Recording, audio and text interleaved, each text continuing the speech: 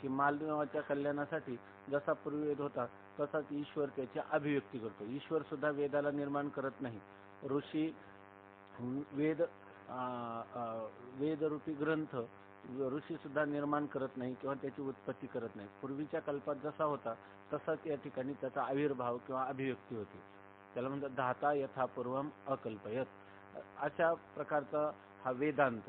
नंतर किंवा उपनिषद, आणि ती उपनिषद भरपूर आहेत. कोणी 1008, 508, 308, 108 अशी त्याची संख्या. म्हणजे जिथं जिथं कोणत्याही वेदामध्ये तत्वज्ञानाचा भाग आला की ते उपनिषद झालं. अशा प्रकाराने ही उपनिषद अनेक आहे. परंतु मनुष्याच्या कल्याणासाठी वेदातली शंकराचार्यांनी 10 उपनिषद निवडली आणि त्या 10 उपनिषदाचा अर्थ स्पष्ट करण्यासाठी त्या 10 उपनिषदांवर भाष्य लिहिलं. तेव्हा दशोपनिषदाचा जास्त प्रचार आहे. काही ठिकाणी एकादश उपनिषद विशेष मानतात, काही त्रयोदश, काही द्वादश म्हणजे 12, 13 अशी उपनिषद मानतात. परंतु सांप्रदायिक परंपरेत अद्वैत परंपरा जी आहे शंकराद्वैताची, त्याच्यामध्ये विशेष करून दशोपनिषदाला अधिक प्राधान्य. माऊली सुद्धा म्हणतात ना, उपरी दशोपनिषदे जे उदारे ज्ञान मकरंदे ते कुसुमे मुगुटी सुगंधे शोभती भली. म्हणजे दशोपनिषदे म्हणजे 10 उपनिषद. आणि उपनिषद काय आहे? उदार ज्ञान मकरंदे, ज्ञानरूपी मकरंद मानव मात्राला देण्यासाठी ती अत्यंत उदार आहे. म्हणजे मानवाचं कल्याण व्हावं म्हणून अत्यंत औदार्याने ते ह्या तत्वज्ञानाचं प्राकट्य सर्व मानव मात्रांच्या कल्याणासाठी करतात. म्हणून ह्या 10 उपनिषद महत्वाची. जरी इतर उपनिषद आपण पाहिली नाही तरी 10 उपनिषदांनी मनुष्याचं पूर्णपणे समाधान होतं किंवा त्याला जे काय आपण मोक्षाचं साधन म्हणून हे एवढी 10 उपनिषद पुरी आहे. म्हणजे आत्मतत्वज्ञान होऊन किंवा आत्मतत्वाचा साक्षात्कार होऊन तो पुरुष जीवनमुक्त होऊ शकतो किंवा देहपातानंतर विदेह कैवल्याला मोक्षाला प्राप्त होतो. म्हणून या ठिकाणी ही 10 उपनिषद आहेत. तसंच या उपनिषदाचं चिंतन परंतु भगवान श्रीकृष्णाने अर्जुनाच्या निमित्ताने अर्जुनाचे व्याजे गीता प्रकाशुनी श्रीराजे संसारा एवढे थोर ओझे फिडिले जगाचे. अर्जुनाचं निमित्त केलं आणि सगळ्या जगाला जो काही संसाराचं ओझे, संसार म्हणजे काय तर जन्म, संसार या शब्दाचा अर्थ वेदांत चिंतन करत असताना संसार म्हणजे जन्म मरण परंपरा. पुनरपि जननम पुनरपि मरणम पुनरपि जननी जठरे शयनम इह संसारे, याला संसार असं म्हणतात. तर ह्या संसारापासून म्हणजे जन्म मरण परंपरेपासून सर्वांची मुक्तता व्हावी यासाठी भगवंताने स्वतः अर्जुनम निमित्ती कृत्य आह श्री भगवान, अर्जुनाचं निमित्त केलं आणि भगवंताने सर्व मानवांना उपदेश केला. म्हणून हा जो ग्रंथ आहे महाभारतामध्ये हे प्रकरण आलेले. वेदाचा जो उपदेश आहे वेदांताचा याविषयी मतभेद आहे की वेदाचा अधिकार सर्वांना नाही. ब्राह्मण, क्षत्रिय, वैश्य या त्रैवर्णिकांनाच वेदाचा अधिकार आहे. स्त्रिया आणि शूद्र यांना वेदाचा अधिकार नाही असं सांगतात की स्त्रिया शूद्राशी अबोला धरिला तेने. स्त्रिया शूद्र यांच्याविषयी त्यांनी अबोला मौन धारण केलं. परंतु गीता मात्र अशी आहे की ती सर्वाधिकार सेवी आहे. सर्वांना चिंतन, तेच वेदातलं चिंतन, उपनिषदाचं चिंतन, परंतु ते गीतेच्या द्वारा केलं जातं. त्याला म्हणून गीतेला स्मृती असं म्हणतात. स्मृती म्हणजे श्रुतीतले किंवा वेदातले जे सिद्धांत आहे ते चांगल्या प्रकाराने आकलन करून जे मुनी किंवा ऋषी त्याचं चिंतन आपल्या पुढे मांडतात. कोणत्या भाषेत? त्यांच्या स्वतःच्या भाषेत. म्हणून त्याला पुरुषकृत असल्यामुळं त्याला स्मृती म्हणतात. स्मरण म्हणजे आपण श्रवण केलं आणि ते जेवढं आपल्या स्मरणामध्ये राहिलं त्याचं या ठिकाणी ग्रंथ रूपाने निर्माण केलं, त्याला म्हणतात स्मृती ग्रंथ. तर व्यास स्मृती, पराशर स्मृती, तसं या ठिकाणी ही जे गीता हिला स्मृती असं म्हणतात. गीता ही महाभारत जो आहे त्या महाभारताला इतिहास असं म्हणतात. इतिहास जसं भागवतादी 18 पुराण आहे तसं व्यासांनी 4 वेदांचं विभाजन केलं आणि त्याशिवाय 18 पुराणं लिहिली.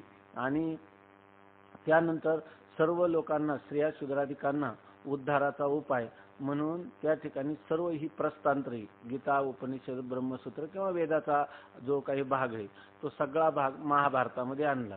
1.25 लाख श्लोकाच्या द्वारा त्यांनी संपूर्ण ह्या महाभारताला 5वा वेद असं म्हणतात. तर या महाभारतामध्ये ही गीता आणली आणि तिचे 700 श्लोक आहेत.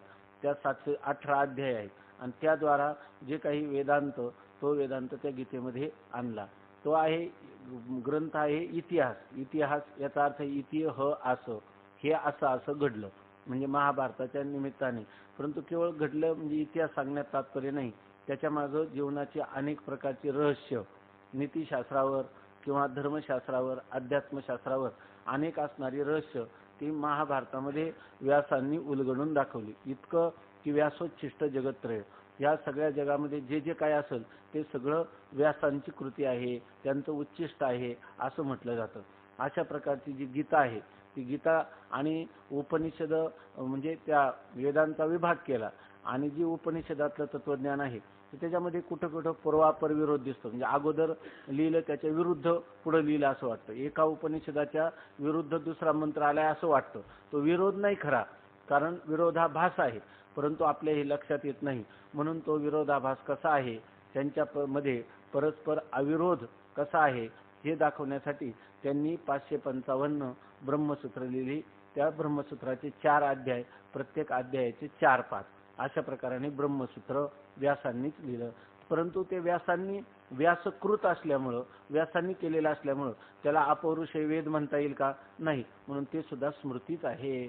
पुराण आहेत 18, ते सुद्धा काय पुराण जी आहे तर व्याख्यान करायचं आणि काय कथेच्या रूपाने किंवा आख्यानाच्या रूपाने त्याच्यामध्ये काही तत्व सांगायचं. यासाठी सर्वसामान्य लोकांना सुलभ व्हावं म्हणून व्यासांनी 18 पुराणं लिहिली, महाभारत केलं आणि या संपूर्ण वेदाचं विभाग करून सांगितला. म्हणून व्यासोच्छिष्ट जगत्त्रय असं त्यांना म्हणतात. महाभारती जे नाही ते नोहे लोकी तीही, म्हणून म्हणिपे पाही व्यासोच्छिष्ट जगत्त्रय. म्हणजे ते सांगतात की व्यासांचा संपूर्ण जगावर उपकार झालेला आहे असं माऊली म्हणतात. आणि अशा प्रकारे ही श्रीमद भगवद्गीता, उपनिषद, 10 उपनिषद आणि ब्रह्मसूत्र यांना मिळून प्रस्थानत्रय असं म्हणतात. दशोपनिषदे, भगवद्गीता आणि ब्रह्मसूत्रे यास वेदांत शास्त्राचे प्रस्थानत्रय, त्रय म्हणजे 4 आहे की नाही, बरोबर ना? त्रय म्हणजे बोलत जाणार, काय एखाद्या वेळेस चुकलं तर सांगत जायचं. त्रय म्हणजे 3 आणि दशोपनिषदे, दश म्हणजे 9, 10, तर असं सांगत दशोपनिषदे प्रस्थानत्रय हे शब्द आपल्याला कळले पाहिजे. नाहीतर स्वामी महाराज सांगायचे की लहान मुलं एकमेकाला शिव्या देतात आणि शिव्या दिल्यानंतर चढाओढ लावतात, तू किती देतो, मी किती देतो, आणि नंतर काय करतात, एकमेकाला टाळ्या देतात आणि गळ्यात पडतात. कारण का, एकालाही शिवीचा अर्थ कळतच नाही आपण काय देतो. तसं या ठिकाणी हे जे शब्द आहेत, प्रत्येक शब्द आपल्याला कळला पाहिजे, त्याला शब्दाची शक्ती आपल्या लक्षात आली पाहिजे. म्हणून एक एक पंक्ती समजावून घ्यायची. हा विषय तर सोपा आहे या ठिकाणी. आणि जर कोणाला इथंच शंका आली तर परत सांगायला सांगायचं, किंवा काही शंका असेल तर आता जो चालू आहे ओघात, आता जर शंका विचारली तर इथं सगळ्यांना उपयोग होतो आणि लगेच त्याचं निराकरण होतं. आणि समजा आपल्याला काही सांगता आली नाही तर दुसऱ्या दिवशी सांगता येते. याच्यामध्ये फक्त शंका कोणती करायची, चालू विषयासंबंधाने मात्र, एकदम पुढचा विषय नाही विचारायचा किंवा कुठला तरी बाजूचा विषय नाही विचारायचा. हे जे चाललंय एवढ्या संबंधाने आताच विचारायचं. आणि जर कोणाला इथं विचारायला संकोच वाटत असला तर नंतर मग येऊन विचारायचं याच्यामध्ये. तर इथंच बोलायची सवय लागली पाहिजे, कारण आपल्याला इथंच बोलण्याचं धाडस आलं पाहिजे. आता पुन्हा कीर्तन प्रवचन करताना आपल्याला मग तिथं एकदम फेटा काढण्याची वेळ नाही आली पाहिजे मधूनच कीर्तनात, किंवा पायलट पट करणं. इथंच आपल्याला सहज बोलण्याची सवय लागली पाहिजे. जरी कोणी हसलं काही झालं तरी त्याच्यात काही कमीपणा मानण्याचं कारण नाही. आता सांगतात ही जी दशोपनिषद, भगवद्गीता आणि ब्रह्मसूत्र ही नावं आपल्या तोंडात बसली पाहिजे, आपल्या बुद्धीच्या कप्प्यात कायमची ठसून बसली पाहिजे नाव. नाही तर तुम्ही म्हणाल की हे तर काय आम्हाला माहीतच आहे. माहीत असलं तरी कधी कधी विसरून जातं. म्हणून हे प्रस्थानत्रय म्हणजे हे 3 आहेत असं दशोपनिषद हे पाठ झालं पाहिजे. कोणती दशोपनिषद आहे, कठ, केन, मांडुक्य, काय बृहदारण्यक, छांदोग्य, आणखी प्रश्न, मुंडक, मांडुक्य, तैतिरीय, ऐतरेय, अशी सगळी उपनिषदांची नावं पण माहीत पाहिजे. नावं माहीत असल्यावर आपल्याला कधीतरी वाटतं की बा हे उपनिषद आपण शिकावी. आता जे उपनिषद होणार आहे त्याच्यामध्ये ही 10 उपनिषद आपली परिचयाची होतील सगळी 18 दिवसामध्ये. फक्त आपण त्याच्यासाठी पूर्णपणे 4 तास दररोज खर्च करायचा त्याच्यामध्ये. आणि मग आपल्याला हे दशोपनिषदे, जे उदारे ज्ञानमकरंदे कसं हे, किंवा गणपतीच्या मुकुटावरती सुगंधी रूपाने कशी शोभतात याचा अर्थ कळेल. नाहीतर आपण फक्त पारायण करत राहणार. उपरी दशोपनिषदे जे उदारे ज्ञानमकरंदे ते कुसुमी मुकुटी सुगंधे शोभती भली. भली कशी शोभती ते काही माहित नाही, लिहिलंय माऊलीनं. तर आता ही जी 10 उपनिषद, भगवद्गीता आणि ब्रह्मसूत्र, त्यावर भगवत पूज्यपाद श्री शंकराचार्य यांचे भाष्य असून त्याच्यावर कोणाचं भाष्य आहे? शंकराचार्यांनी 10ही उपनिषदावर भाष्य लिहिलेले. तसं तर शंकराचार्यांनी ह्या संपूर्ण प्रस्थानत्रयीवर भाष्य केलेलं आहे. संक्षेप शारद असं त्याला म्हणतात, ते ब्रह्मसूत्राचं भाष्य आहे. गीता भाष्य आहे, श्रीमद भगवद्गीतेवरही आचार्यांनी भाष्य लिहिलं आणि 10 उपनिषदांवरही आचार्यांनी भाष्य लिहिलेलं आहे. आता आचार्यांनी जरी भाष्य लिहिलं, मूळ ग्रंथ उपनिषद त्याच्यावर आचार्यांनी केलेलं भाष्य, त्याच्यावरही सुरेश्वराचार्यांनी केलेली वार्तिक, परंतु ते भाष्य सुद्धा आपल्याला कळतच असं नाही. तेव्हा भाष्याचंही रहस्य काय आहे, भाष्यकारांचा काय उद्देश आहे, तर ते आणखीन कळावं म्हणून उत्तरवर्ती म्हणजे पुढे झालेले जे आचार्य आहे त्यांनी देखील त्या संबंधाने काही लिहिलेले तर ते सांगतात. त्यावर भगवत पूज्यपाद श्री शंकराचार्य यांचे भाष्य असून त्या भाष्यानुसार अद्वैत सिद्धी विवरण, भामती निबंध इत्यादी प्रकरण ग्रंथ श्री मधुसूदन सरस्वती, प्रकाशात्मा आणि वाचस्पती इत्यादी पंडितांनी लिहिले आहेत. आता आचार्यांनी जरी लिहिलं असलं तरी सुद्धा तो अर्थ मुमुक्षूंच्या चांगला लक्षात यावा, कारण मुमुक्षूंना अनेक शंका येतात, तेव्हा त्या शंकांचंही पुन्हा समाधान व्हावं. जरी त्या ठिकाणी त्या भाष्यामध्ये असल्या, परंतु त्याला म्हणतात प्रसन्नम गंभीरम भाष्यम. भाष्य कसं आहे, वर वाचायला लागले की प्रसन्न, प्रसन्न याचा अर्थ सरळ असं वाटतं, परंतु त्याचा अर्थ जो आहे तो अत्यंत गंभीर आहे. त्यामुळे आता कालच आपण पाहिलं, सागर कसा, विचार सागर का म्हटलं, सागर हा गंभीर असतो, सागर हा व्यापक असतो, आहे की नाही, परिपूर्ण असतो. त्याप्रमाणे हा विचार सागर ग्रंथ आहे. तसंच या ठिकाणी त्यांनी सांगितलं की आचार्यांनी जरी लिहिलेलं असलं भाष्य, तर ते भाष्य कसं आहे, अत्यंत गंभीर आहे. ते प्रत्येकाच्या बुद्धीवर यथार्थ रीतीनं आरूढ कधी कधी होत नाही. तर तेव्हा अशा वेळेला अनेक दुसऱ्या उत्तरवर्ती आचार्यांनी त्याच्यावर भाष्य लिहिलं. त्यापैकी एक महत्वाचं वेदांत संप्रदायामध्ये प्रसिद्ध सर्वात उच्च कोटीचा ग्रंथ सांगितला जातो, तो आहे अद्वैत सिद्धी. म्हणजे ज्याच्यामध्ये संपूर्ण वेदाचं तात्पर्य हे जीव ब्रह्मैक्य ज्ञानातच आहे, अद्वैतातच आहे. वेदाला द्वैत सांगायचं नाही, वेदाला द्वैत मिथ्या सांगायचं, वेदाला जीव आणि ब्रह्माचा भेद सांगायचा नाही, जीव आणि ब्रह्माचा अभेदच सांगायचा. जगत वेदाला मिथ्याच सांगायचंय, जगत मिथ्या असून ब्रह्मच सत्य आहे असंच वेदाला सांगायचंय.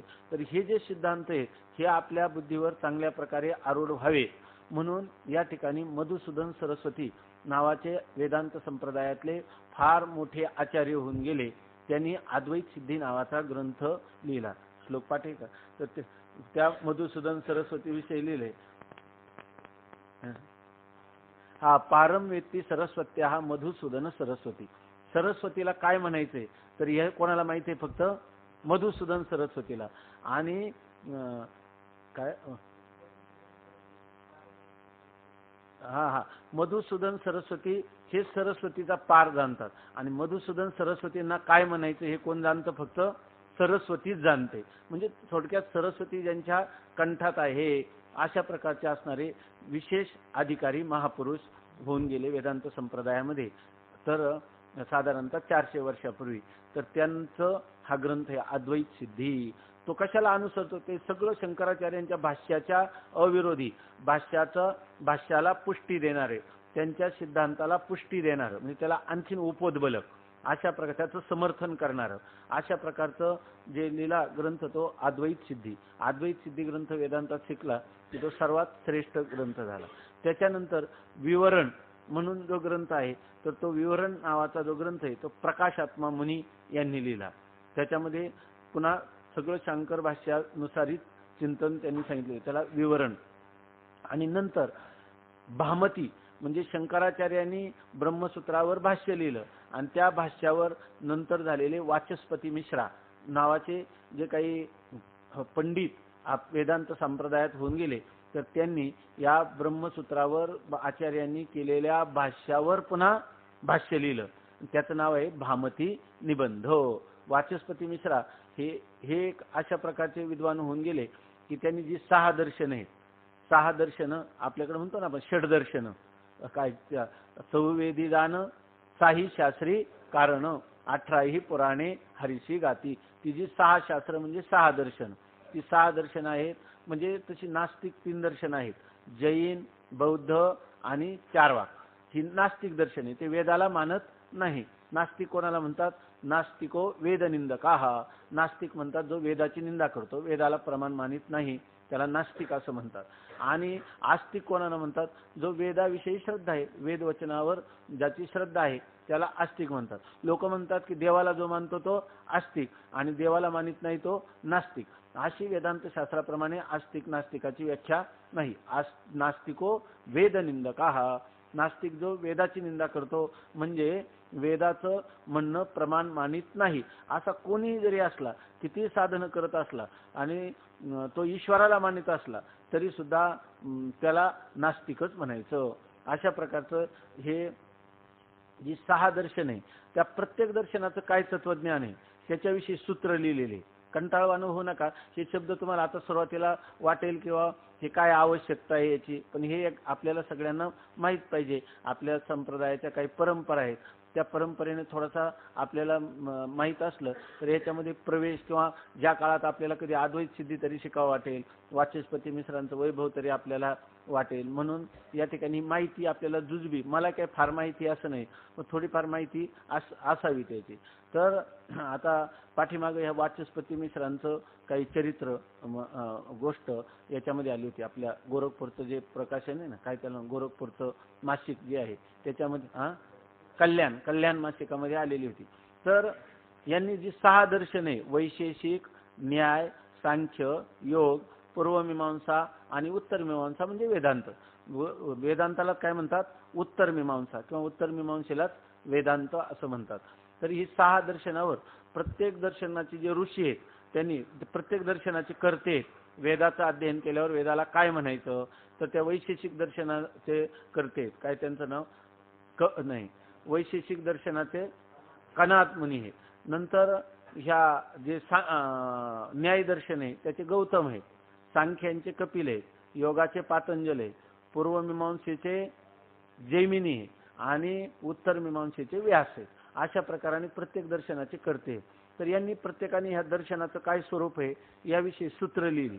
सूत्र म्हणजे थोडक्यात लिहिलं की त्यांनी, आता जसं हे ब्रह्मसूत्र आपण सांगितले 555च आहे. अथा तो ब्रह्म जिज्ञासा झालं एक सूत्र. याच्यामध्ये पुढं काय तत्व समन्वयात झालं एक सूत्र, अशी लिहिले. पण त्याचं जर चिंतन केलं तर त्या सगळ्या दर्शनाचा विचार तो त्याच्यामध्ये येऊन जातो. सूत्र शब्दाचे अर्थ केला त्यांनी काय, अल्पाक सूत्र कशाला म्हणायचं? अल्पाक्षरम असंदिग्धम सारवत विश्वतो मुखम अस्तोभम अनवद्यंच सूत्रम सूत्रविदो विदुः. त्या सूत्र कशाला म्हणायचं त्याविषयी ते चिंतन सांगतात की जे अल्पाक्षरम, फार थोड्या अक्षरात, पाल्लाळिक नाही, असंदिग्धम थोडक्यात, परंतु मनुष्याला संशय उत्पन्न करणारं नाही, संशयाचं निराकरण करणारं, लोकांमध्ये ते मान्य असणारं, ते लोकनिंदेला पात्र न होणारं, आणि अल्पाक्षरम असंदिग्धम सारवत, ते सारग्राही असं असलं पाहिजे, आणि विश्वतोमुखम सर्व लोकांच्या ते तोंडी असलं पाहिजे, म्हणजे सर्वांना ते मान्य होणार. अस्तोभम अनवद्यंच, ते निंदनीय नाही आणि फार पाल्लाळिक रीतीनं देखील सांगितलेलं नाही, असं जे असतं ते सूत्र, अशी सूत्र आहे. आणि ह्या सगळ्या दर्शनांच्या सूत्रावर ह्या वाचस्पती मिश्रांनी प्रत्येक सूत्राचं भाष्य केलेलं आहे. म्हणजे ते केवळ वेदांतीच आहे का, तर सर्व दर्शनांच्यावर चिंतन करणारे असे हे महापुरुष आहे. आणि त्यांनी भामती निबंध नावाची ब्रह्मसूत्रावर टीका लिहिली. म्हणजे ब्रह्मसूत्रावर पहिली टीका केली, भाष्य केलं आचार्यांनी, आणि त्याच्यावर पुन्हा टीका कोणी केली? वाचस्पती मिश्रांनी. वाचस्पती मिश्रांनी ब्रह्मसूत्रावर जी टीका केली तिचं नाव काय आहे? भामती निबंध असं नाव आहे. ह्या वाचस्पती मिश्रा हे इतके अधिकारी कोटीतले पुरुष आपल्या वेदांत संप्रदायात होऊन गेले. त्यांचा इतिहास असा सांगतात की वाचस्पती मिश्रा सगळेच हे लोक इतके मोठे, मधुसूदन सरस्वतींचा परवा मी कुठेतरी वाचलं की मधुसूदन सरस्वती जेव्हा पाठ सांगत होते काशीमध्ये, तर त्या त्यांच्या पाठाचा इतर लोक द्वेष करत होते, काही त्यांच्याशी स्पर्धा करत होते. त्यांना जागा सुद्धा उपलब्ध झाली नाही. तर ते एका लिंबाच्या झाडाखाली बसून पाठ सांगत होते वेदांताचे. तर ज्या फांदीखाली बसून ते पाठ सांगत होते त्या लिंबाची पानं कडू असणारी ती गोड झाली. असं ते नंतर त्यांचे काही मित्र होते सहपाठी, त्यांनी पण पाठ सुरू केले, परंतु त्यांच्या पाठाला कोणी जाईना. म्हणून त्यांनी मधुसूदन सरस्वतीकडेच एक दिवस गेले आणि त्यांनी सांगितलं आम्ही शिकलो पण आमच्याकडे कोणीच शिकत नाही आणि तुमच्याकडे लोक येतात. तर ते रडायला लागले. तर त्यांनी तत्काल 3 वर्ष ते तीर्थयात्रेला निघून गेले. मीच काशी सोडून जातो म्हणून निघून गेले. नंतर 3 वर्षांनी परत त्यांना आग्रहाने त्या ठिकाणी आणलं गेलं. अशा प्रकारचे हे महापुरुष आहे की ज्या लिंबाची पानं कडू गोड व्हायची म्हणजे निसर्गावर परिणाम व्हावा असं ते मधु म्हणजे मधुर ऐके नाही. या अशा प्रकारचे त्यांची वाणी होती. आणि हे जे वाचस्पती मिश्र आहे यांचं तर इतिहास असं सांगतात की ते रात्रंदिवस वेदांत चिंतनात निमग्न असायचे. सारखे शास्त्र आणि शास्त्र समोर घेतलं की सूत्रावर भाष्य कोणते गीतेवर त्यांनी मधुसूदनी नावाची टीका लिहिली. त्यांचे जवळजवळ तसे त्यांच्या चरित्रामध्ये 18 ग्रंथ सांगितले, त्याच्यातले काही उपलब्ध आहे काही उपलब्ध नाही. तर त्याच्यामध्ये गीतेची एक टीका आहे त्यांची मधुसूदनी नावाची, अत्यंत सुंदर टीका आहे ज्याच्यामध्ये केवळ वेदांत सांगितला नाही तर वेदांत आणि भक्ती यांचा ज्याला आपण म्हणतो समन्वय तो त्याच्यामध्ये प्रतिपादन केलेला आहे. तेव्हा ह्या वाचस्पती मिश्रा ह्या अखंड ह्या शास्त्रचिंतनात असताना त्यांच्या आई वडिलांनी त्यांचं लग्न करण्याचं ठरवलं आणि त्यांना सांगितलं की तुमचं लग्न जमलेलं आहे, ते लग्न झालं तरी ते इतके शास्त्रचिंतनात रमले होते की त्यांनी त्या संसाराकडे कधी ढुंकून पाहिलं नाही. नंतर ही जेव्हा ही टीका लिहित होते ब्रह्मसूत्राची त्यावेळेला टीका लिहित असताना पूर्वीच्या काळी लाईट नव्हती, तर त्या काळामध्ये त्या सनकाड्या म्हणतात काय, तर त्याचं त्या समयी लावून त्या सनकाड्याच्या द्वारा उजेड करत होते. आणि त्या एक दिवस ते लिहित असताना रात्री एकदम ती समयी विजल्याबरोबर अंधार झाला. तितक्या त्यांची पत्नी जी होती धर्मपत्नी, ती धर्मपत्नी गेली आणि तिनं ती समयी पुन्हा त्यांना पेटवून दिली. तर त्यावेळेला त्यांनी सहज नजर टाकली तेव्हा त्यांनी त्यांचं वय झालं होतं, लग्न झालं होतं काहीतरी वयाच्या 16व्या वर्षी. त्याच्यानंतर 24 वर्ष उलटून गेली होती. आणि त्यानंतर त्यांनी त्या पत्नीला विचारलं तू कोण आहेस, हे देवी तू या ठिकाणी कोण आली. त्यांना वाटलं हे कोणी हा उजेड केला. म्हणजे याचा अर्थ 24 वर्ष त्यांना आपली पत्नी आपलं लग्न झालंय याची सुद्धा आठवण राहिली नाही. अशा प्रकारचे ते होते. तेव्हा त्यांनी विचारलं तुझं नाव काय, तर तिनं सांगितलं माझं नाव आहे भामती म्हणून. आणि तिनं ही रात्रंदिवस 24 वर्ष केलेल्या सेवेमुळं त्यांनी या ग्रंथाला नाव काय दिलं, भामती निबंध असा याचा इतिहास आहे. तर या ठिकाणी सांगितलं की आचार्यांनी केलेलं जे भाष्य आहे त्या भाष्यावर मधुसूदन सरस्वतींनी अद्वैत सिद्धी, प्रकाशात्मा मुनींनी विवरण आणि वाचस्पती मिश्रांनी भामती निबंध हे ग्रंथ निर्माण केले किंवा ह्या ग्रंथांची रचना केली. दशोपनिषदे, भगवद्गीता आणि ब्रह्मसूत्रे यास वेदांत शास्त्राचे प्रस्थानत्रय म्हणतात. त्यावर भगवत पूज्यपाद श्री शंकराचार्य यांचे भाष्य असून त्या भाष्यानुसार अद्वैत सिद्धी, विवरण, भामती निबंध इत्यादी प्रकरण ग्रंथ याचा अर्थ एकच विषयाचा विचार केलेला असतो. आणि आकर ग्रंथ याचा अर्थ त्याच्यामध्ये अनेक म्हणजे कर्म, उपासना, तत्वज्ञान या सर्वांचा. गीता जो आहे तो आकर ग्रंथ आहे. गीतेमध्ये कर्मयोगाचा विचार आहे, भक्ती योगाचा विचार आहे, पुरुषोत्तम योगामध्ये तत्वज्ञानाचा विचार आहे, सगळे विचार आहे म्हणून आकर ग्रंथ आहे. आणि विचारसागर हा प्रकरण ग्रंथ आहे. याच्यामध्ये एकच वेदांताचं जे जीव ब्रह्मैक्य, ब्रह्मसत्य, जगन मिथ्या एवढंच सांगितलेलं असतं. तर याला म्हणतात प्रकरण ग्रंथ. वैशेषिक दर्शन असलं केवळ तर तो काय झालं एक प्रकरण आहे. सांख्य असलं तर एक प्रकरण ग्रंथ आहे. सांख्य तत्व कौमुदी हा प्रकरण ग्रंथ, विचारसागर हा प्रकरण ग्रंथ आहे, वृत्ती प्रभाकर हा प्रकरण ग्रंथ आहे, संपूर्ण वेद हा आकर ग्रंथ आहे.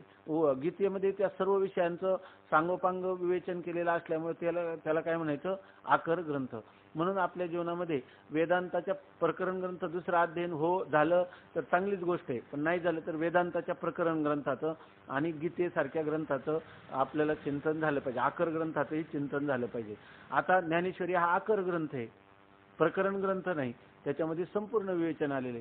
एकनाथी भागवत, गाथा चौवेदांचे केलेशे विवरण, अर्थही गहन करुणिया, चारही वेदांचं विवरण असल्यामुळं त्याला गाथा काय म्हणायचं, आकर ग्रंथ. आणि विचारसागर काय आहे, प्रकरण ग्रंथ असं. तर ते म्हणतात भामती निबंध इत्यादी प्रकरण ग्रंथ श्री मधुसूदन सरस्वती प्रकाशात्मा वाचस्पती इत्यादी पंडितांनी लिहिले आहे. पंडित त्याला म्हणतात की ज्यांनी सर्व शास्त्राचं चांगल्या प्रकाराने अध्ययन केलेलं आहे त्यांना पंडित असं व्यवहारामध्ये आपल्या म्हटलं जातं. पंडित त्याला म्हणतात की खरा पंडित कोण, तर त्या आचार्यांनी भाष्यामध्ये लिहिले पंडानाम आत्मविषये बुद्धी रतः येशाम ते पंडा. आत्मस्वरूपाच्या ठिकाणी ज्यांची बुद्धी रममान झाली ते खरे काय आहेत पंडित. तुकाराम महाराजांना पंडित विचारलं तर काय सांगतात, पंडित तोची भला नित्य भजे जो विठ्ठला, है की नाही. असं जो परमात्म्याचं भजन करतो त्याला पंडित असं म्हणतात. परंतु इथं शास्त्रामध्ये जो शास्त्राध्ययनामध्ये ज्याची विशेष गती आहे त्याला काय म्हणतात पंडित. त्या सर्व ग्रंथाचे सार मनात घेऊन ज्या संस्कृत कळत नाही त्यांचेकरिता जरूर तेवढ्या वेदांत शास्त्राच्या प्रक्रियेचा अर्थात सरणीचा भाग घेऊन विचार सागर नावाचा ग्रंथ हिंदी भाषेत पंडित निश्चलदासजींनी लिहिला. आता हे या लोकांनी जेवढं ग्रंथ लिहिले आहे की नाही, पहिल्यांदा आपल्याला नुसती 555 ब्रह्मसूत्रच माहित नाही आहे की नाही, 10 उपनिषदाचं पांगत अध्ययनच नाही, तर त्याचं कोण पुन्हा त्याच्यावर काय आहे, पुन्हा अद्वैत सिद्धी इत्यादी ग्रंथ त्याच्यावर सुरेश्वराचार्यांनी केलेली वार्तिकन, आतापर्यंत अनेक लोकांनी केलेलं त्याच्यावरचं चिंतन एवढे. परंतु आता एका मनुष्याला आयुष्य तर किती आहे की नाही, त्या आयुष्यामध्ये बरेच दिवस आपले शिक्षणात शालेय शिक्षणात इकडं तिकडं जातात, पण ह्याची गरज सगळ्यांना वाटत नाही. वाटली तर वेळ बराच उलटून गेलेला असतो आहे की नाही. रूप पाहता लोचनी 25 वेळा वाटलं तरी पुन्हा दुसऱ्या दिवशी परत पाठ करावं लागतं. मग अशा वेळेला हा अभ्यास आपण कधी करणार एवढ्या ग्रंथांचा. म्हणून ते सांगतात या सर्व ग्रंथाचे सार मनात घेऊन, हे सगळे जग जसं दुधाचं सार काय आहे लोणी आहे किंवा तूप आहे, त्याप्रमाणे ह्या सर्वांचं काय केलं, सर्व जे अद्वैत सिद्धी विवरण भामती निबंध दशोपनिषद गीता ब्रह्मसूत्र ह्या सर्वांचं सार काय, त्या आचार्य काय म्हणतात मे ग्रंथ कोटी भी इदम एकम सुनिष्पन्नम. म्हणजे कोट्यावधी ग्रंथाचं जरी सार केलं, सार काढलं तर त्याच्यातून एकच निष्पन्न झालं काय, ब्रह्मसत्यम जगन्मिथ्या. ऐका पाठ श्लोक, पण जीवो ब्रह्मैव नापरा. नाही, वरचा श्लोक काय आहे, श्लोकार्धेन प्रवक्ष्यामी यदुक्तम ग्रंथ कोटिभी. श्लोकार्धेन म्हणजे आचार्य म्हणतात सगळ्या यद ग्रंथ कोटिभी म्हणजे कोट्यावधी ग्रंथात जे सांगितलं ना, आचार्य म्हणतात तर काय श्लोकार्धेन प्रवक्ष्यामी, फक्त मी अर्ध्या श्लोकातच तुम्हाला ती गोष्ट सांगतो. काय आहे, ब्रह्मसत्यम जगन्मिथ्या जीवो ब्रह्मैव नापरा. ब्रह्म सत्य आहे, जगन्मिथ्या आहे आणि जीव ब्रह्मरूप आहे, हे सर्वांचं काय आहे सार. तेव्हा ह्या सर्वांचं सार मनात घेऊन ज्या संस्कृत कळत नाही आणि ज्याला संस्कृत भाषा कळत नाही त्यांच्यासाठी, हे आपल्यासाठी नाही. खरा विचार सागर आपल्यासाठी संस्कृत पाहिजे, कारण आपल्याला संस्कृत कळतं आहे की नाही. आपण संस्कृतचं 1 वर्ष मन लावून अध्ययन केले आणि पुन्हा आता सुद्धा आपण जरी दुसऱ्या वर्षात गेलेलो असलो तरी सुद्धा आपण कोणाकडे जाऊन काही ना काही शिकावं नवीन, किंवा शब्दकोश धातुकोश आपण सारखं पाहत असतो, गीतेचा अन्वय कोणत्या पदाचा काय अर्थ. त्यामुळे हे कोणासाठी चाललंय, ज्यांना संस्कृत कळत नाही. मग जर तुम्हाला संस्कृत कळतं तर संस्कृत ग्रंथाचं अध्ययन करता. मग आता याचं कशा करता अहो, ज्या लोकांना संस्कृत कळणार नाही त्यांना नको का सांगायला, म्हणून आहे की नाही. म्हणून त्याच्यासाठी आम्ही हे अध्ययन करतो. त्याचं सांगतात त्या सर्व ग्रंथाचे सार मनात घेऊन ज्या संस्कृत कळत नाही त्यांच्याकरिता जरूर तेवढ्या वेदांत शास्त्राच्या प्रक्रियेचा. आणि उगीच पाललाळी अनेक गोष्टी सांगितल्या त्याची काही गरजही नाही, म्हणून जरूर तेवढ्या म्हणजे मोक्षला उपयोगी असणाऱ्या तेवढ्याच प्रक्रियेचा म्हणजे तेवढीच सरणी, तेवढ्याच सरणीचा आम्ही काय केला स्वीकार केला. आणि विचार सागर नावाचा ग्रंथ हिंदी भाषेमध्ये पंडित निश्चलदासजींनी लिहिला. म्हणजे याचा अर्थ एवढा, ज्यांना संस्कृत कळत नाही त्यांना जरी संस्कृत कळत नसलं तरी आत्मोद्धाराचा उपाय म्हणून जणू काही समुद्रातून तरुण जाण्यासाठी काल सांगितलं ना नाव, तर शुद्ध बुद्धिरूपी नाव, ती नाव हा संपूर्ण संसार सागर तरुण जाऊ शकते. कशाच्या साह्याने, त्या विचार सागर नावाच्या ग्रंथाच्या साह्याने. वेदांत शास्त्राच्या प्रक्रियेचा अर्थात सरणीचा भाग घेऊन विचार सागर नावाचा ग्रंथ हिंदी भाषेत पंडित निश्चलदासजींनी लिहिला. तो इतका लोकप्रिय झाला की त्याची बहुतेक सर्व भाषेत भाषांतरे झाली आहेत. जर आपण पाहिलं तर कालच सांगितलं की हा विचारसागर ग्रंथ इतका प्रसिद्ध झाला. परवा त्या डॉक्टर भटकर म्हणून जे भटकर सर यांना म्हणतात, ते मोठे संगणकातले जगातले मोठे शास्त्रज्ञ समजले जातात. तर ते विचारसागराचं चिंतन करतात. त्यांना आम्ही परवा इंग्लिश अनुवाद जो विचारसागराचा तो पाठवून दिला. तर त्यांना तो फार आवडला. आता माहित नाही, पण त्यांना तो फार आवडला असेल याच्यामध्ये. आणि कोणत्याही प्रांतात गेले तरी विचारसागराचं भाषांतर त्या प्रांतीय भाषेत झाले. आता जसं आपल्याकडे मराठी भाषेत महाराष्ट्रात झाले, तसं तेलुगूमध्ये आहे, सगळ्या भाषेमध्ये याची भाषांतर झाली. म्हणजे जर भाषांतर करतात याचा अर्थ हा ग्रंथ काय आहे, अत्यंत महत्त्वाचा आहे, आवश्यक आहे, त्याची जीवनामध्ये जरूर आहे. वेदांत संप्रदायाचं चिंतन करण्यासाठी त्याची आवश्यकता आहे. तो इतका लोकप्रिय झाला की त्याची बहुतेक सर्व भाषेत भाषांतरे झाली आहेत. काय राजमान्य, काय हे राजमान्य नाही, काय काय त्याला म्हणतात, रा हरभरे. ते पूर्वीची एक पद्धत होती ना, राजमान्य राजश्री, तसं तिथं रा का म्हणतात काय माहित नाही. मागं कोणतरी सांग, मला तर राजमान्य तर नसेल ना त्याच्यात. हा, शक्यता तीच जास्त. राजमान्य राजश्री काय हरभरे यांनी मराठीत भाषांतर केले. हरभरे शास्त्री म्हणून एक पंडित होऊन गेले. तर त्यांची कुठं कुठं जुन्या लोकांकडे अजून भाषांतर मराठीमध्ये आहेत उपलब्ध विचारसागरावर त्यांनी केलेलं. परंतु हा विचारसागर झाल्यापासून तो थोडा मागं पडला. तर राजमान्य हरभरे यांनी मराठीत भाषांतर केले. विचारसागर हा ग्रंथ वेदांत विषयावरील संस्कृत व प्राकृत ग्रंथात योग्य प्रवेश करून देणार आहे.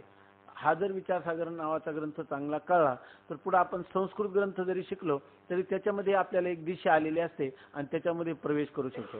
आणि प्राकृत जरी मराठीतले ग्रंथ असले, जसं मुकुंदराज त्यांचा कोणता विवेक सिंधू, दुसरा परमामृत, हे वेदांताचे प्रकरण ग्रंथ मराठी भाषेतले. ते आद्यकवी मुकुंदराज, त्याच्यामध्ये किंवा हंसराज स्वामींचे कोणतं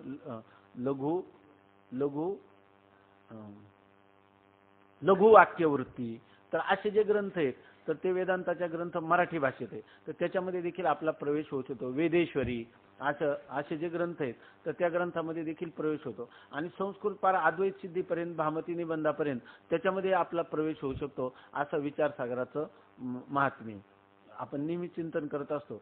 तुम्ही जर सगळ्या उत्तराखंडात भारतात जरी हिंडले तर त्याच्यामध्ये वेदांताचं जिथं चिंतन चालतं तिथं वारकरी शिक्षण संस्थेतला जो विद्यार्थी आहे त्याचा जेवढा प्रवेश असतो तेवढा मोठ्या मोठ्या 12-12 वर्ष व्याकरण, न्याय, सांख्य शिकलेल्या लोकांचा देखील वेदांतामध्ये प्रवेश होत नाही.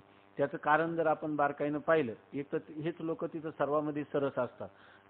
तर एकदा आम्ही कैलास आश्रमात गेलो होतो. तिथं दवे शास्त्री म्हणून जे भारतामध्ये विशेष विद्वान समजले जातात त्यांची व्याख्यानं चालू होती.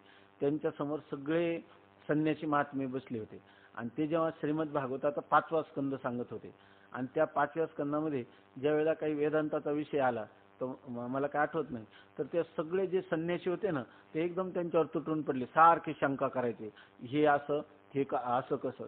त्यांनी शंका निराकरण केली तर दुसरा संन्यासी लगेच शंका विचारायचा. त्यामुळे ते फार त्रासून गेले. तर ते म्हणे, तुम्ही संन्यास घेतला, एवढे काला अध्ययन केलं, पण तुम्हाला अजून वेदांतामध्ये प्रवेशच चांगल्या प्रकारे होत नाही. तो प्रवेश होण्यासाठी तुम्ही प्रकरण ग्रंथाचा अगोदर अध्ययन करा, असं ते तिथे त्यांना म्हटले. याचाच अर्थ काय, हे प्रकरण ग्रंथ आहे हा विचारसागर. आणि आपलं जर आता दुसऱ्या वर्षाची मुलं त्या पाठाला असती तर कोणाला शंका आली नसती. त्यांनी सहजच चाललेला विषय जो तो आकलन केला असता. म्हणजे इतका आपण जर ह्या प्रकरण ग्रंथाचं चांगल्या प्रकारे अध्ययन केलं तर पंचदशी फक्त संस्कृत आपल्याला माहित पाहिजे. तर संस्कृत माहित असले की पंचदशी म्हणजे 3 महिन्याचा विषय, सगळी पंचदशी अशा प्रकारचं सोपं होऊन जातं. पण अगोदर आपल्याला याच्यामध्ये चांगला प्रवेश झाला पाहिजे, मग दुसऱ्या ग्रंथांमध्ये आपला प्रवेश होईल. म्हणून ते म्हणतात की विचारसागर हा ग्रंथ वेदांत विषयावरील संस्कृत व प्राकृत ग्रंथात योग्य प्रवेश करून देणार आहे. त्याचे वारंवार चिंतन केल्यापासून जे रहस्य मनात आले. वेदांत वाक्य म्हणजे एकदा विचारसागर, काही लोक म्हणतात आमचा एकदा विचारसागर झाला.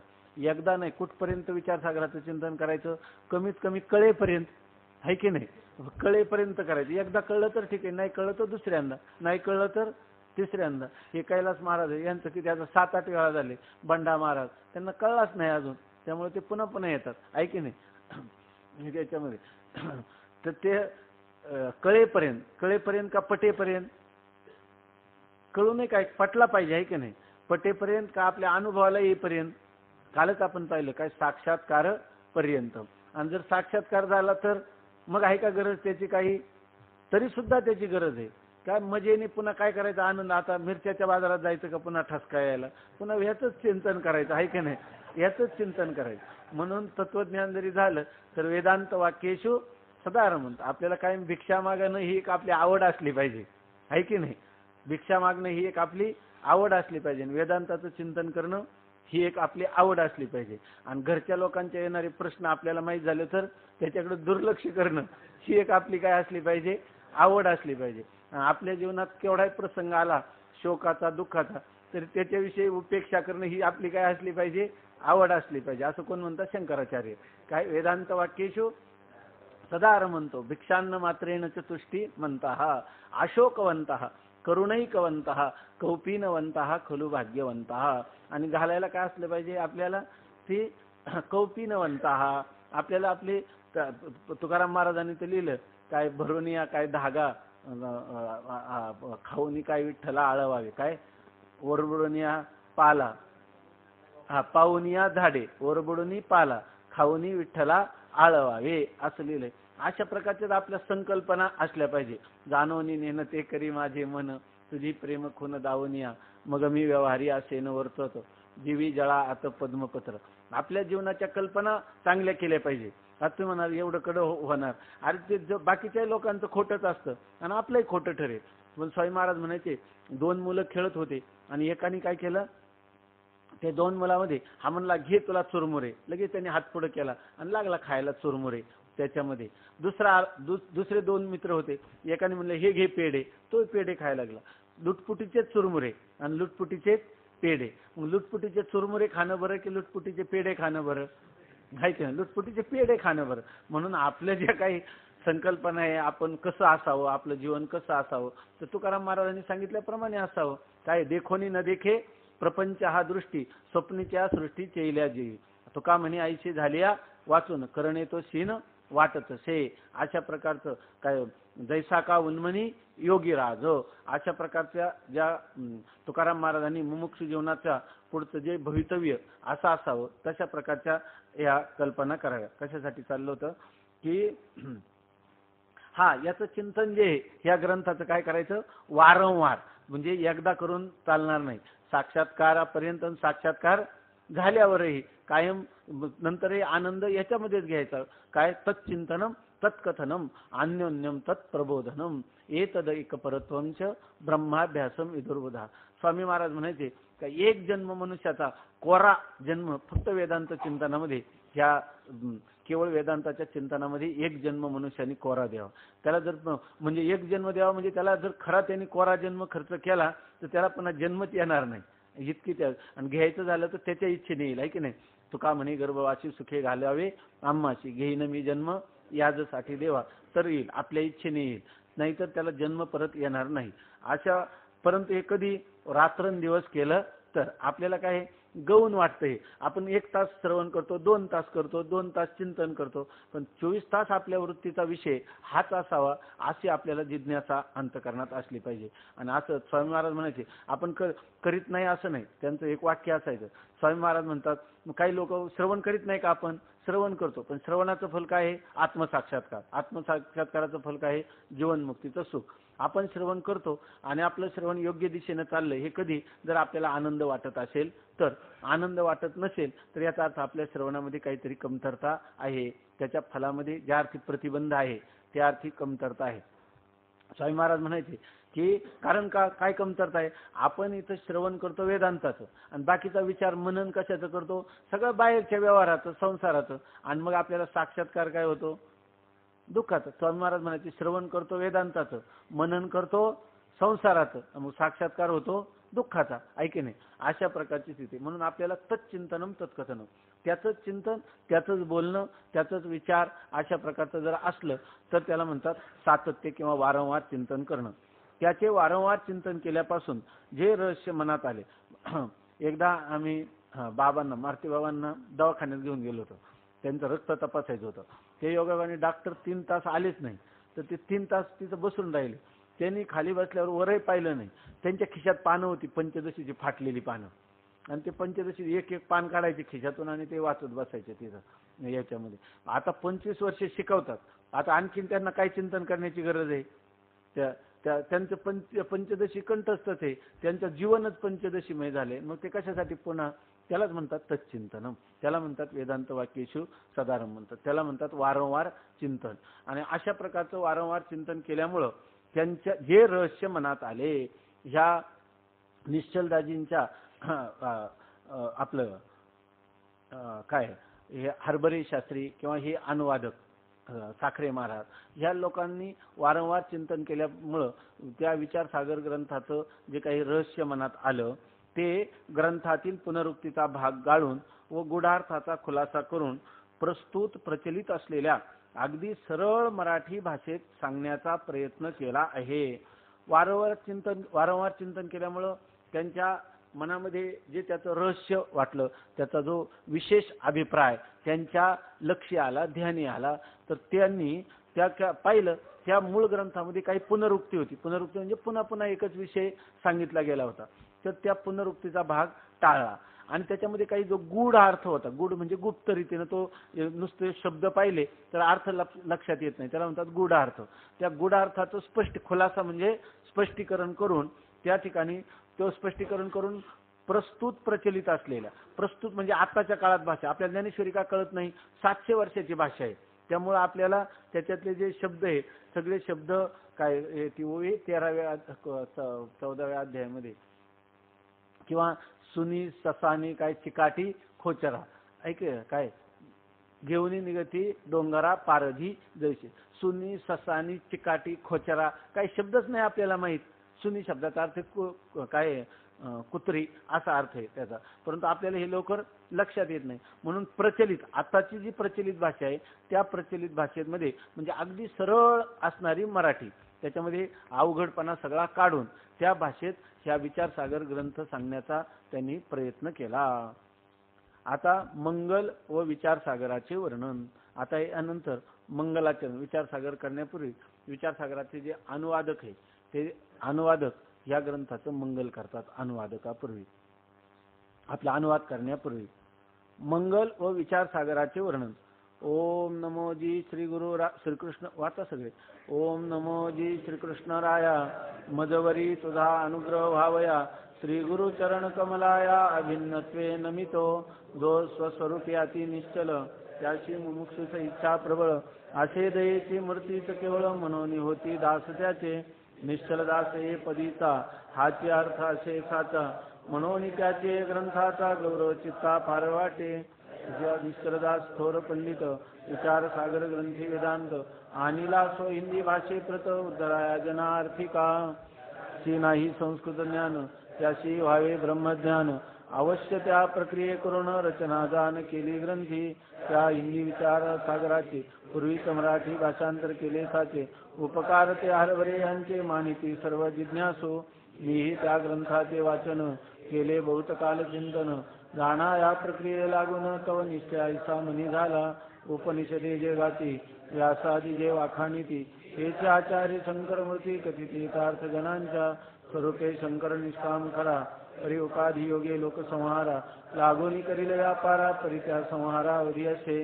प्रस्तुत द्वैतमत संहाराचे, कर्म कराया प्रवर्तेसाचे. परिचारी शिष्यास येतीचे, सोंग घेऊनी प्रगटला. शंकराचार्य नामे येतीने, सांख्य न्यायादी दर्शने. नास्तिक बौद्धादी गणे, खंडन केली सर्वार्थी. सांख्यादी मते ज्यास अज्ञात, त्याची खंडनाचे कोण कौतुक. ऐसे पाहुनी बहुत लोक, निश्चल दासा दया उपजली. ऐशी दया येऊनी मनात, अद्वैताची प्रक्रिया चित्तात. आणून विचार सागरात, अवश्य तेवढी वर्णिली. विचार सागरीचे रहस्यमनी, येताचे आनंदन माये त्रिभुवनी. हेच द्यावया सोंगड्या लागोनी, ग्रंथा प्रवृत्ती झाली माझी. मूळ ग्रंथीचे मुख्य धोरण, न सोडिता रहस्य संपूर्ण. करील श्री गुरु कृपा पूर्ण, असता मनोगत सिद्धी जाय. हरभरे यांचे मराठी ग्रंथी, तो ह्या जागी होया असती.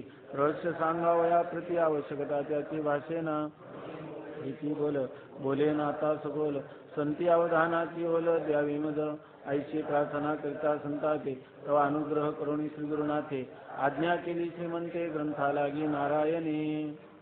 तर आता ह्या ओव्या आहेत यांचं आपण अगोदर भरपूर चिंतन करून या, म्हणजे हा विषय उद्या एकाच पाठात आपण त्यांचा सरळ अर्थ सांगू.